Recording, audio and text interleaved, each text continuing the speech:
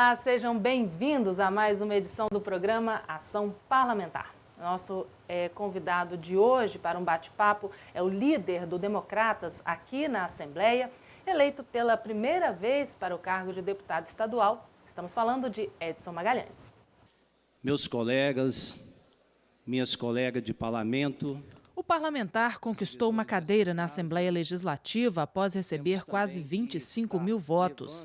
Natural de Alegre, sul do estado, é administrador de empresas e ex-prefeito de Guarapari, cidade onde teve início a vida pública como secretário de Educação.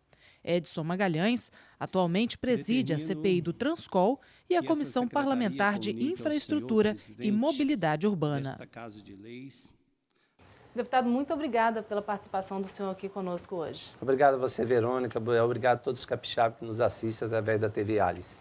Bom, o senhor é deputado pela primeira vez e já chegou presidindo uma CPI, né, uma Comissão Parlamentar de Inquérito do Transcol.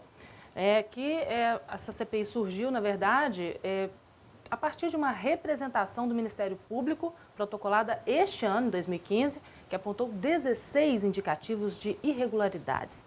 Deputado, explica para a gente qual a natureza das possíveis irregularidades apontadas nessa representação do Ministério Público. Olha, as 16 irregularidades, na verdade, é o Ministério Público de Contas, né, do Tribunal de Contas. Para a sociedade capixaba saber que eu, que já estive envolvido em vários processos licitatórios, porque eu conheço isso, tanto a Lei 866 como a Lei de Concessões também, realmente existem itens ali que é um absurdo. Por exemplo, você, no caso de você impedir que empresas, por exemplo, que estão em recuperação judicial, que elas deixem de participar de um processo licitatório, isso não é. A recuperação judicial é exatamente para poder dar um amparo legal das empresas poderem participar. Então, tem essas 16 irregularidades que nós estamos levantando com a Procuradoria da Casa. Nós temos 2 procuradores aqui que estão à disposição da comissão, que são os procuradores Dr. Bruno Rios e Dr. Custódio. E nós, ontem, na comissão, deliberamos em pedir todo esse processo licitatório, desde a sua motivação até a sua homologação, para nós sabermos aonde que incorreu esse erro. Se o erro foi da PGE, ou se foi da CETOP.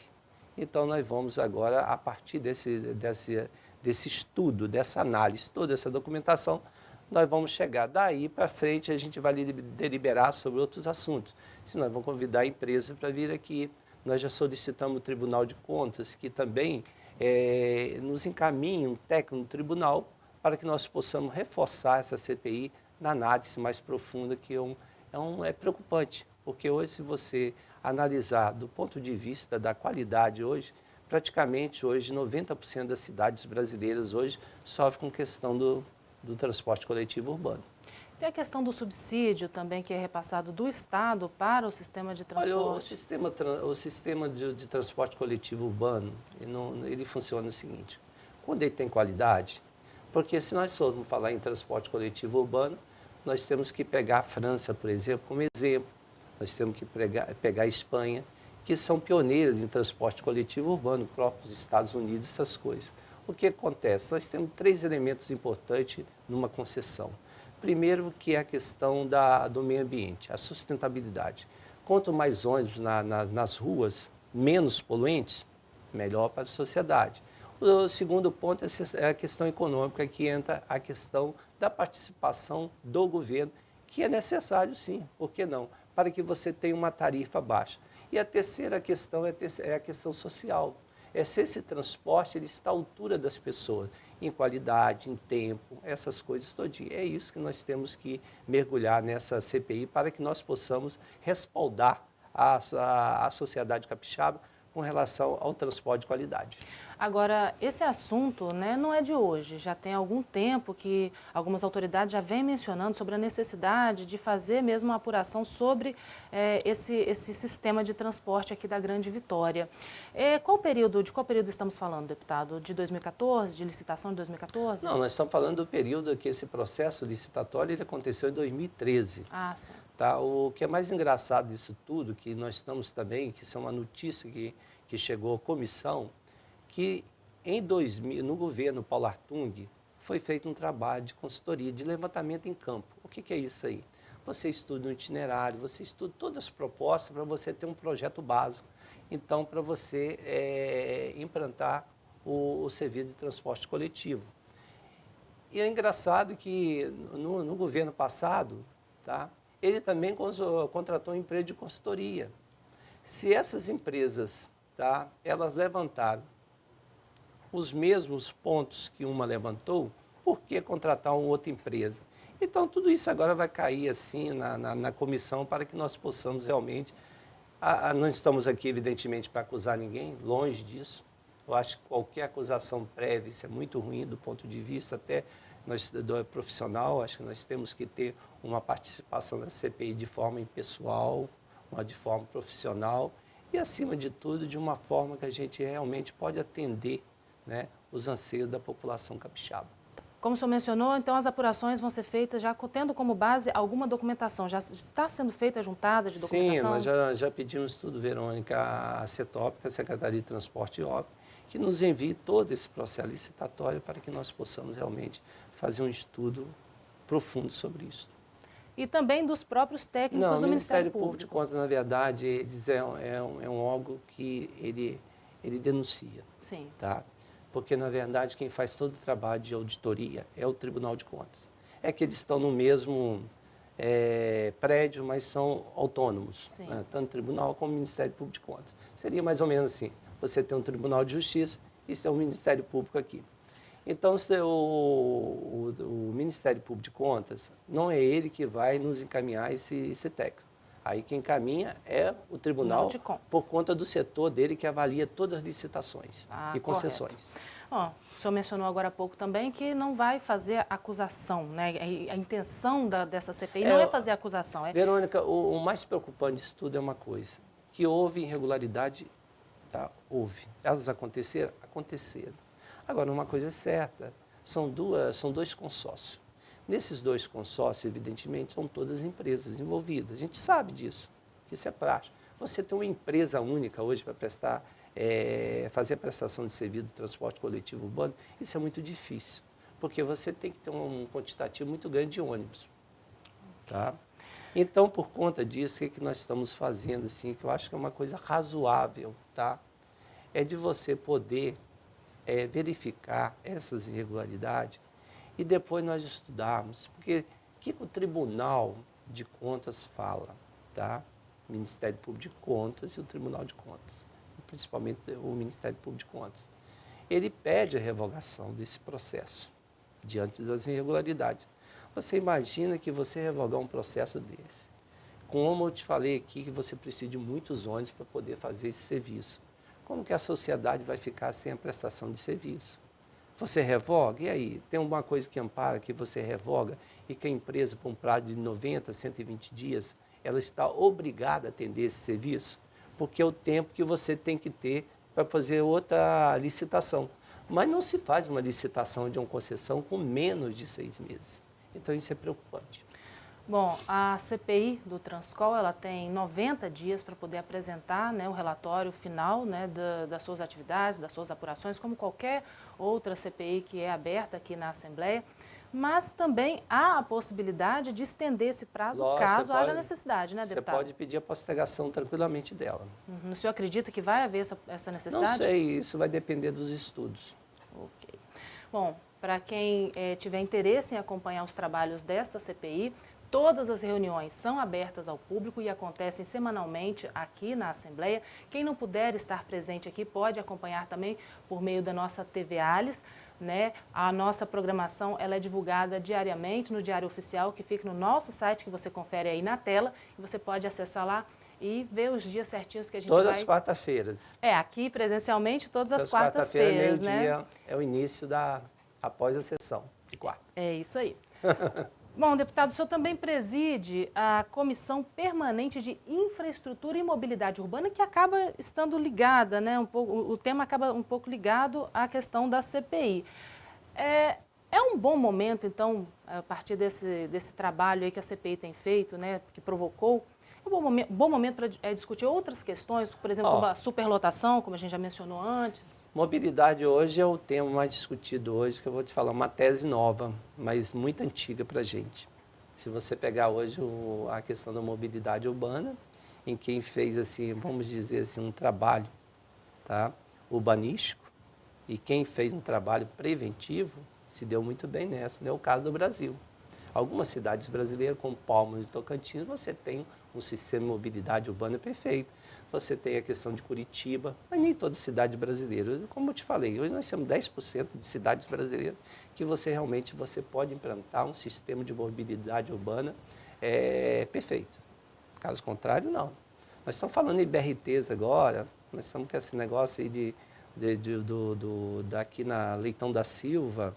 São as vias exclusivas para ônibus. Exatamente. Se você pensar nisso aí, a França já tinha esse 1900.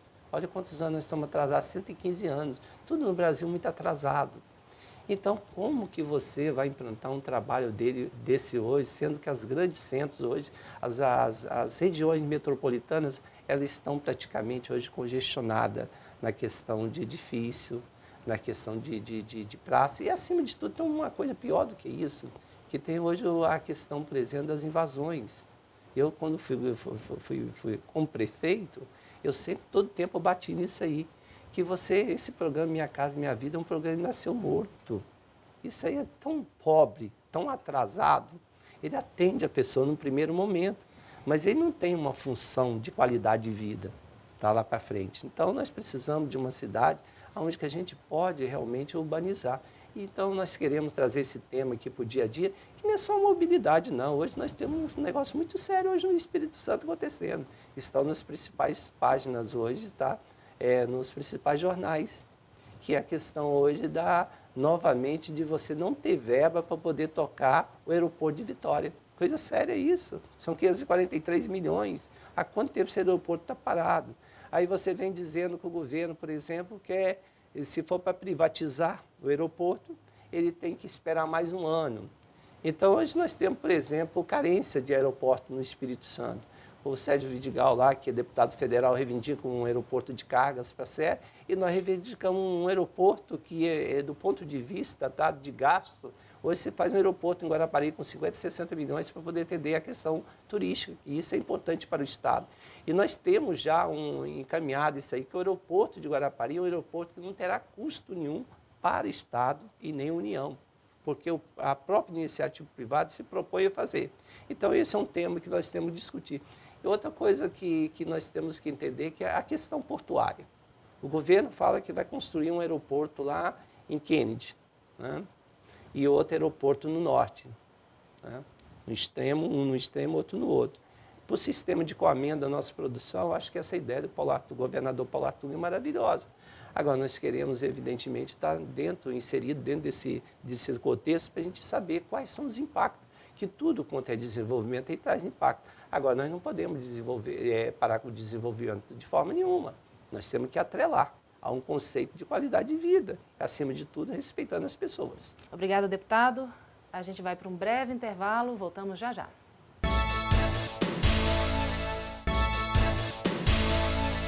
Estamos de volta para o segundo bloco do Programação Parlamentar. Hoje, entrevistando o deputado Edson Magalhães, do DEM. Deputado, a gente finalizou o primeiro bloco falando sobre transporte e infraestrutura, né? Para a gente fechar esse tema, a gente está num momento que se fala muito em melhoria da mobilidade urbana, da necessidade que as pessoas, de incentivo para que as pessoas deixem os seus carros em casa e passem a utilizar o transporte público. Na opinião do senhor, o sistema de transporte público da Grande Vitória, ele está na mão ou na contramão de cidades mais desenvolvidas? Tudo o Brasil está na contramão. Se você pegar hoje, por exemplo, se você fizesse um levantamento, por exemplo, em 1990, nós estamos falando de 15 anos atrás, nós tínhamos praticamente cerca de 37 milhões de veículos nas ruas, tá, do Brasil. Hoje nós temos quase 84 mil.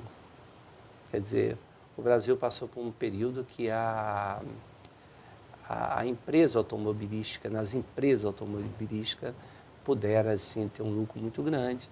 Tá? O Brasil passou por um bom momento, até pela estabilidade do real. e nós tivemos esse acréscimo de veículos nas ruas. Eu acho, sim, que a questão da Grande Vitória é uma questão diferente das outras cidades. É uma metropolitana que ela tem, assim, várias entradas e não tem várias saídas, vamos dizer assim.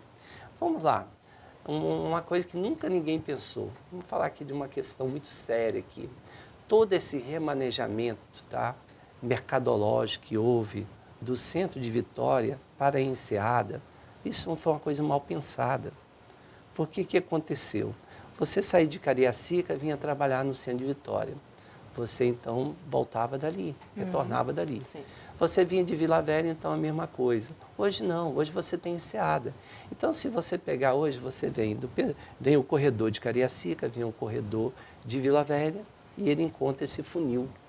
E esse funil ele vai dar onde? Exatamente na BR-101 Norte. Não tem muita saída. Então, uma coisa, quando o Vitor Buarque era governador, eu lembro muito bem disso, que tinha um projeto de fazer um viaduto, tá? Que passava por Maruípe e saindo lá no Parque Moscoso. Então, era um projeto fantástico, tá? Sem fazer alusão a partido, até mesmo que eu não sou do PT nem nada, mas estou falando do governador que tinha essa proposta, nem para falar da variação de cada um, se ele foi bom governador, se não foi, longe disso. Mas era uma proposta boa, à época, para a Vitória. E isso não aconteceu, até pela questão da região metropolitana. Então, nós estamos, assim, numa situação muito difícil para nós resolvermos esse problema do transporte. É congestionamento na Reta da Penha, é congestionamento em Camburi, é congestionamento indo para a ponte, é congestionamento para o centro, ou seja, é o caos do transporte. Não tem mais hora para acontecer o congestionamento. Seja, como se resolve isso? Exatamente, é você ter um transporte coletivo de qualidade, onde que as pessoas possam largar seus veículos em casa. Alternativas também, Alternativa. Né? Bom, deputado, o senhor começou a vida pública do senhor, né, como secretário municipal de educação, depois vice-prefeito e chegou à prefeitura do município de Guarapari, conhecido aí de todo o estado. Bom, dessa experiência do senhor no executivo, né, como é que essa experiência tem sido benéfica para o senhor aqui no legislativo? Olha, do ponto de vista, assim, vamos dizer, do social, eu acho que é uma questão muito benéfica, porque aqui você tem como você estar diretamente com o governo do estado para você atender uma demanda. Eu, como prefeito, era diferente. Eu fui um prefeito que, a todo tempo, eu não tive muita ajuda de governo. Tá? Quando eu estava em 2009, 2010, quando eu comecei a ter uma parceria com o governo do estado, o governo estava saindo. Durante o período depois dos 2 anos pós a gestão Paulo Artung, eu não tive uma ajuda do governador Renato Casagrande com relação ao Guarapari. E com isso aí eu pude mostrar meu trabalho. Eu fui considerado o segundo melhor gestor do Espírito Santo e o 23º do país em gestão pública e principalmente na questão dos investimentos. Nós chegamos a aplicar quase 22% de uma receita em investimentos. O que acontece com isso aí? Qual a importância dessa questão? É que os prefeitos hoje, a maioria dos prefeitos hoje, eles querem dar emprego. E essa não é a melhor solução. Você manter emprego, isso é uma coisa. Agora, você aumentar emprego, isso aí não é tá? Uma coisa que é bom para a administração. São 2 áreas que carecem de servidores hoje. Saúde e educação, porque essa você tem que ter. Você tem que ter um médico, tem que ter um enfermeiro na saúde. E lá, na outra ponta, você tem a questão da educação, professor em sala de aula. Isso você não pode deixar de ter esses profissionais. Então, se você arruma a casa a ponto de você fazer bons investimentos e ter uma cidade organizada, com isso aí você atrai outros negócios. Eu me lembro muito bem, quando assumi como prefeito, que não tinha uma agência de veículos em Guarapari, de veículos novos. Eu deixei Guarapari com 7 agências. Então, os negócios vieram para a cidade, deram um boom à cidade. Então, a importância dessa experiência é isso aí, é você fazer muito com pouco. Hoje nós temos um dos piores per capita do Espírito Santo. Se você pegar o município de Anchieta, que é vizinho, a Guarapari, com 23 mil habitantes, hoje Anchieta tem um orçamento de 380 milhões. Se você pegar Guarapari com quase 120 mil habitantes, sem olhar a questão da sazonalidade, que é uma coisa violenta, de você ter 2 meses e quase 1 milhão de pessoas transitando numa cidade, morando numa cidade de forma provisória, isso aí é terrível. Então, se você levar para isso aí, é pior ainda. Mas hoje nós temos uma per capita de R$ 2.000 e poucos, enquanto a Anchieta tem uma per capita aí, me parece que acima dos 11 mil. Então é uma discrepância muito grande. Então o bom da administração é você mostrar o serviço quando você tem pouco recurso e você faz muito com poucos recursos. Ok. Bom, não tem como a gente falar de Guarapari sem mencionar o potencial turístico da cidade, que já, né, permanece aí por décadas. No final de 2014, acho que o estado todo foi surpreendido com uma medida da administração local para poder inibir, que seria, né, para inibir a permanência de pessoas que não gastassem, né, de turistas que não gastassem no município. Qual a opinião do senhor sobre esse fato? A opinião que isso é uma fatalidade. Nós somos um país democrático, de total liberdade, embora alguns partidos ainda não enxergam isso, algumas pessoas não conseguem enxergar isso, e muito menos alguns gestores. Nós temos que entender. Essa questão de você poder ir e vir é uma questão que ela é muito espontânea. Se você for analisar o seguinte, aí eu posso ir, por exemplo, a Gramado, eu posso ir. Gramado é uma cidade muito organizada em termos de turismo. Se você vai a Curitiba, é uma cidade organizada em termos de turismo. Se você vai para outras cidades do Nordeste, sim. Mas qual é, os recursos que eu tenho, quais são as reservas que eu tenho para poder passear num lugar desse para fazer turismo? Então é o seguinte, a cidade, na medida que ela cresce, ela muda o comportamento, não somente da cidade, mas das pessoas.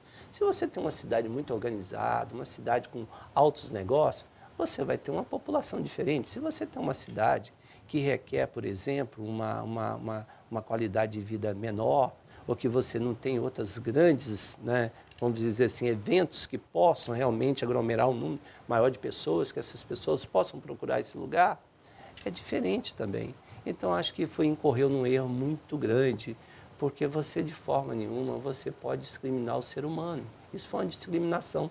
As cidades, elas vivem realmente daquilo que o povo, cada um, independente da sua situação profissional ou da sua classe social, é aquilo que ela dispõe para gastar. Então, na medida que você melhora uma cidade, uns negócios, você também melhora o conceito, assim, com relação ao gasto. Eu acho que essa questão per capita, eu acho que ela está relacionada muito a uma cidade que está realmente desenvolvendo e tem algumas atrações importantes para poder apresentar. Eu acho que foi uma fatalidade. Guarapari sempre sofre, né, na alta temporada com muitos turistas, principalmente vindos de outros estados, de Minas. Né? E como é que poderia solucionar essa questão para dar, por exemplo, conforto para as pessoas que falta água? Todo mundo está errado nessa história. Primeiro que o governo foi para poder fazer um novo reservatório para poder atender Guarapari em tempo, o governo do estado, e não fez. Então está lá a obra em andamento. Isso é um erro muito grande. Segundo que a prefeitura deixou de fazer aquilo preventivo, que quando eu fui prefeito, nós tivemos uma crise de água também. O que a CESAM chegou? Vamos trabalhar de forma paralela? Vamos assumir isso aí? Como que nós assumimos isso aí?